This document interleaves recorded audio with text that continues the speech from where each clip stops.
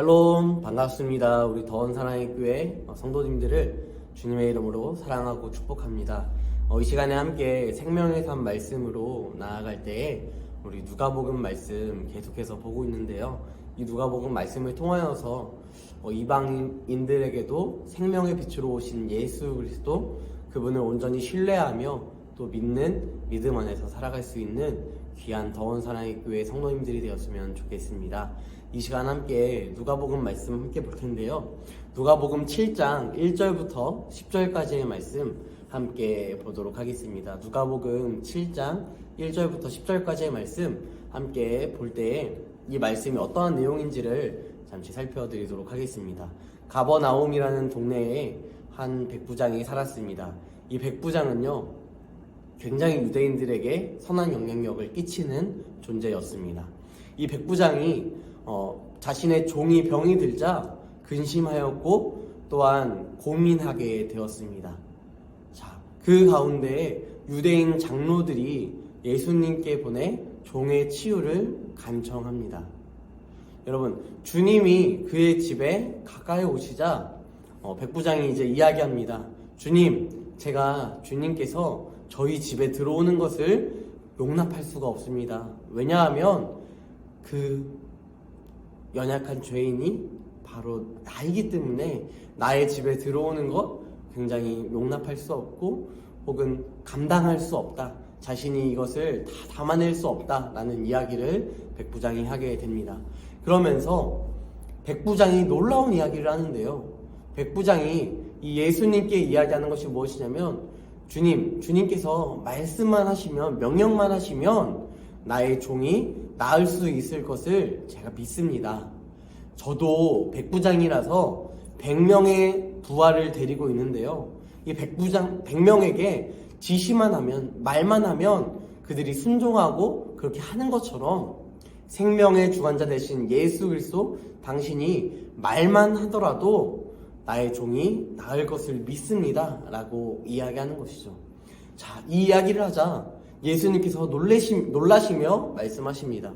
이스라엘 중에서 이만한 믿음을 보지 못했다. 여러분, 어떻게 보면 이 유대인들 앞에서 이야기를 했을 때 유대인들은 굉장히 부끄러웠을 것입니다. 하지만 이 이방인이었던 백부장에게 말할 때에 이방인들의 관점에서 바라보면요, 이건 엄청난 이야기입니다. 왜냐하면 이 시대 가운데 예수를 하나님의 아들 또한 메시아로 믿는 사람들이 굉장히 많았기 때문이죠. 또한 그랬기 때문에 이 유대인 장로들 또한 백부장 또한 예수님께 나아가서 자신의 종의 질병을 고쳐줄 것을 요구하고 있다는 것입니다. 이 내용을 함께 우리 성경 말씀을 읽어보면서 살펴보도록 하겠습니다. 예수께서 모든 말씀을 백성에게 들려주시기를 마치신 후에 가버나움으로 들어가시니라.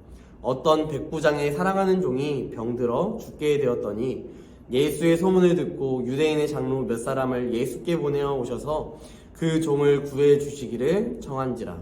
이에 그들이 예수께 나와 간절히 구하여 이르되 이 일을 하시는 것이 이 사람에게는 합당하나이다. 그가 우리 민족을 사랑하고 또한 우리를 위하여 회당을 지었나이다 하니 예수께서 함께 가실새 이에 그 집이 멀지 아니하며 백부장이 벗들을 보내어 이르되 주여 수고하지 마옵소서. 내 집에 들어오심을 나는 감당하지 못하겠나이다. 그러므로 내가 주께 나아가기도 감당하지 못할 줄을 알았나이다. 말씀만 하사 내 하인을 낫게 하소서. 나도 남의 수하에 든 사람이요 내 아래에도 병사가 있으니 이더러 가라 하면 가고 저더러 오라 하면 오고 내 종더러 이것을 하라 하면 하나이다. 예수께서 들으시고 그를 놀랍게 여겨 돌이키사 따르는 무리에게 이르시되 내가 너희에게 이르노니 이스라엘 중에서도 이만한 믿음은 만나보지 못하였노라 하시더라. 보내었던 사람들이 집으로 돌아가 보매 종이 이미 나아 있었더라. 아멘. 예수님은 이 백부장이 보인 큰 믿음을 이스라엘 중에서도 굉장히 큰 믿음이다 라고 이야기하시며 칭찬하십니다.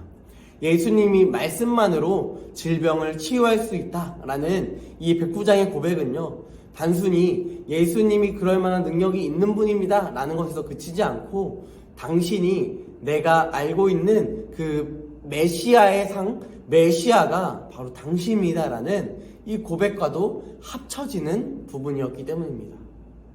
이러한 백부장의 고백은요, 예수님께서 어떠한 분인지를 정확하게 바라보는 믿음의 토대 안에 있었기 때문에 발생할 수 있는 고백이었다는 것이죠. 백부장이 유대인을 위해서 회당을 지어준 것 있습니다.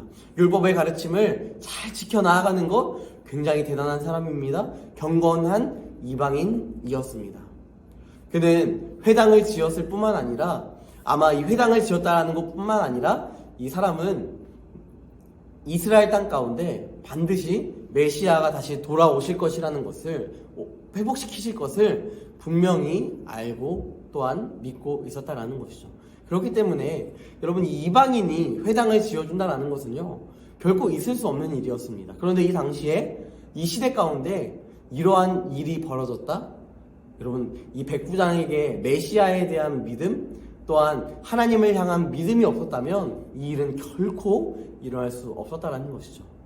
왜냐하면 여러분, 이 로마인들은요, 이스라엘 백성들에게 문화적인 부분들을 오픈시켜 놨지만 철저하게 그들에게 있는 사상은 무엇이냐면 바로 우리 로마의 대표 카카께서 우상이시기 때문에, 신이기 때문에 그를 신뢰하고 또한 인간을 우상으로 삼는 그 로마의 정책 안에서는 결코 유대인의 문화 또한 종교를 인정할 수 없었기 때문입니다. 하지만 이 백부장은 어떻습니까?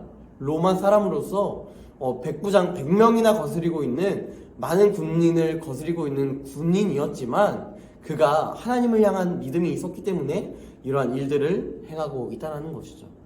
이 회당을 지었을 때 이 회당 안에서 열심히 예배 드렸던 사람 또한 백부장이었을 것입니다. 이 백부장은 메시아에 대해서, 오실 분에 대해서 굉장히 잘 들었습니다. 그렇다면 이 예수님이 바로 메시아다라는 것을 너무도 잘 알고 있었다라는 것이죠. 백부장은 자신의 믿음을 표출시킵니다. 주님께서 나의 집에 들어오는 것을 내가 감히 감당할 수가 없습니다. 그러니까 말씀만 하셔서 나의 종을 고쳐주십시오 라고 이야기하는 것이죠. 여러분, 이것이 어떻게 보면 감히 이렇게 말한다고? 라고 생각할 수도 있지만요, 여러분, 이 백부장의 이 믿음의 고백을 통하여서 예수님은 기뻐하셨고, 이 기뻐하심 뿐만 아니라 이 믿음이 이스라엘 안에서 가장 큰 믿음이다 라고 이야기하시며 본받는 자가 되도록 이끄시는 것 또한 예수 그리스도의 놀라운 영광이며 또한 드러내시는 하나님의 아들로서의 삶인 것입니다. 여러분, 이것을 바라보며 우리 함께 질문하며 나아갔으면 좋겠습니다. 유대인들을 향한 이 사랑의 선을 베푼 이 이방인처럼, 백부장처럼 여러분들은 과연 어떠한 선을 베풀며 지금 살아가고 계십니까? 하나님은 우리에게 먼저 선한 것을 일깨워 주셨습니다. 그분이 먼저 우리를 위하여서 십자가에 못 박혀 죽으시고 부활하심으로 우리를 향한 선을 이루셨고, 우리를 죄로 인하여서 어두움밖에 없고 더럽혀져 있는 우리를 깨끗하게 하셨고, 또한 빛의 자녀로 살아가게 하시며 어둠이 아니라 빛에 거하게 하셨습니다.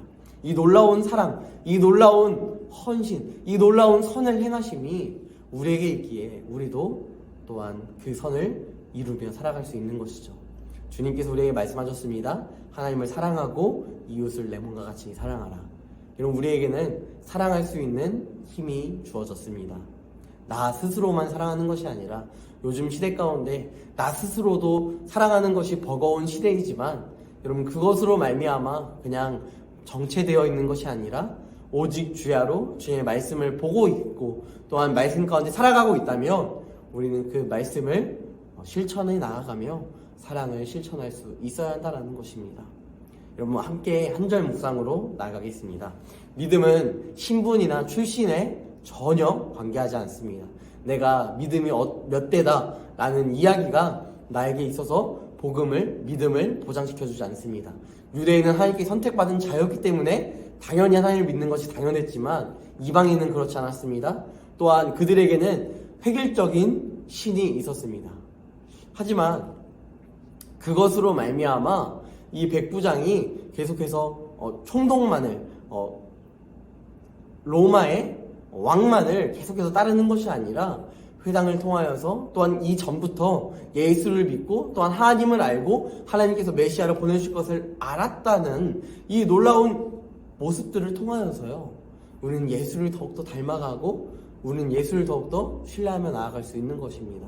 그가 그러했듯이 우리도 이방인이지만 접붙임 받은 자로서의 삶을 우리는 살아내야 한다라는 것입니다. 여러분, 믿음의 가문이십니까? 혹은 여러분 안에 믿음이 1대2십니까? 내가 처음 우리 가문에서, 우리 가정에서 처음 믿은 자입니까?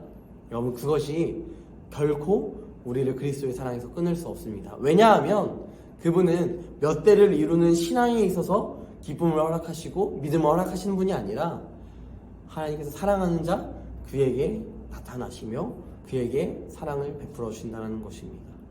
여러분, 믿음은요, 이것입니다. 값없이 주시는 선물. 여러분, 그 선물을 우리가 받았다면 그 선물을 간직하며 살아가는 것 또한 중요하지만 그 선물을 받은 자로서의 삶을 온전히 실천해 나아가며 살아가는 귀한 성도들이 되기를 주님의 이름으로 간절히 소망합니다. 기도하겠습니다. 전능하신 하나님, 우리가 백부장의 모습을 바라보며 우리의 신앙의 모습을 다시 한번 바라보기 원합니다. 우리의 인생 가운데 참 많은 어려움들이 있고 참 해결하기 어려운 쉽지 않은 일들이 참 많이 주어지지만 그런 상황 속에서도 우리가 신뢰하며 바라보아야 할 분 오직 예수 그리스도, 그분이 어떤 분이신지를 우리가 다시 한번 인식하며 바라보게 하여 주시옵소서.